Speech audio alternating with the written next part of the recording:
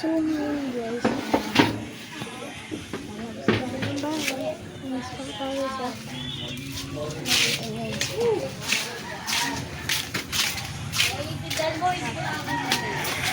batiin tayo ka rin bilang.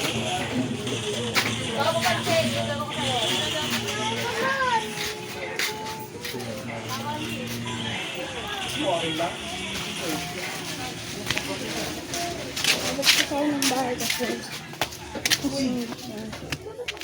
sisilipin ko ang ano ko. Kung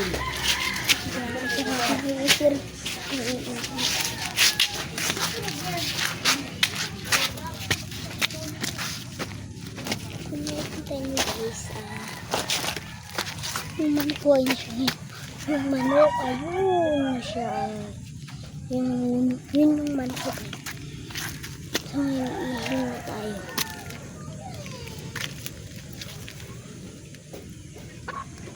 Tapos marami pa akong ipopost sa video. Mag-like and subscribe.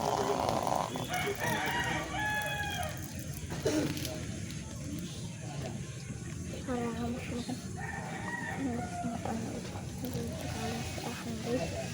Mag-like and subscribe ako. So yun. Guys, babalik na tayo sa entertainment katuan.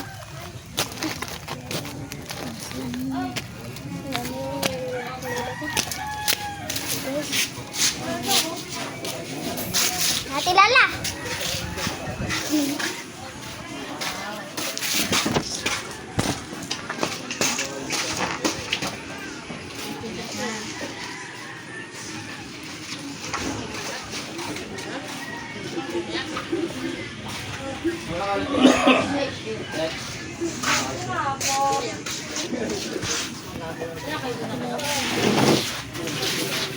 Punta talaga ulit sa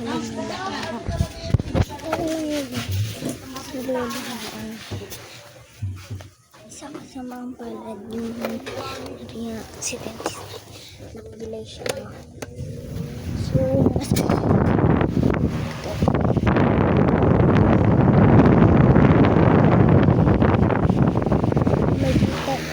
may kita nyo guys ay yung tindahan ng lolo.